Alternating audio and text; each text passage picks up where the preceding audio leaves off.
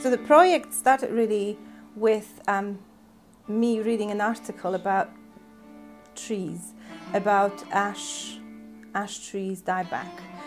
In Norse mythology, the death of ash tree symbolizes global chaos.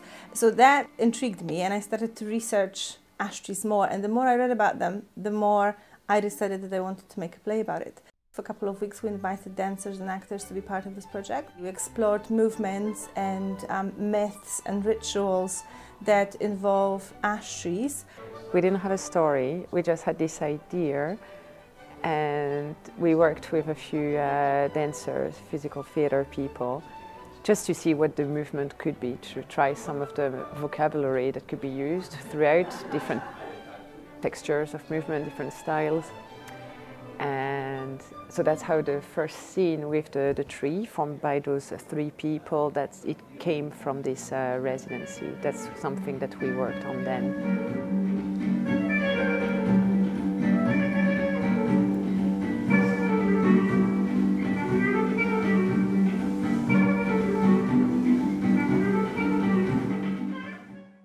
The movement we found for each of the characters we found as a three, as a group.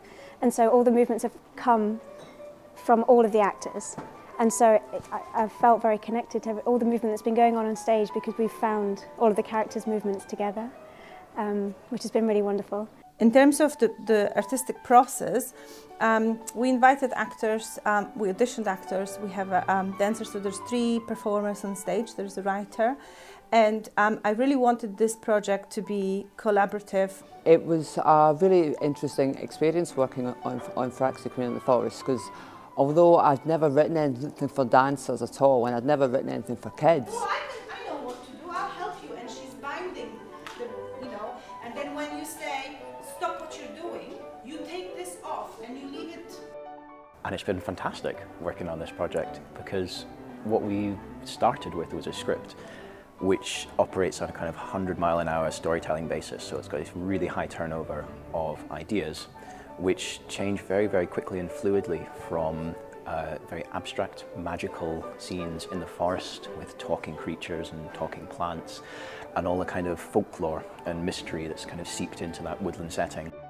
But also through this project, I think it's important to emphasize that I would like to promote the importance of trees and raise awareness also about the cholera virus that attacks ash trees, because once the ash tree is infected with cholera, it needs to be cut down. And so the problem is that in some countries, about 80% of ash trees are gone because they've been infected with this disease and needed to be cut down. And obviously, with trees growing so slow, it's not a process that it can be very simply replaced.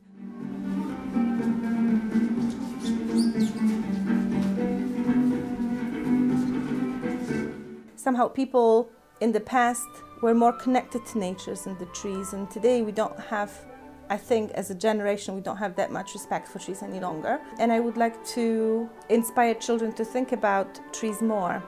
And I'm going to give you some fabrics and stuff to show it, and you're going to be working in your little corner, and we're going to be walking around, helping you out, and you're going to create a little scene. I was just completely moved by the writing and the words, and I just thought it was beautiful, and so many ideas came to my head for sound. And since then, working with Marta and the team, we've just thought of a lot of beautiful music and sound effects just to help tell the story and help get the kids excited about it.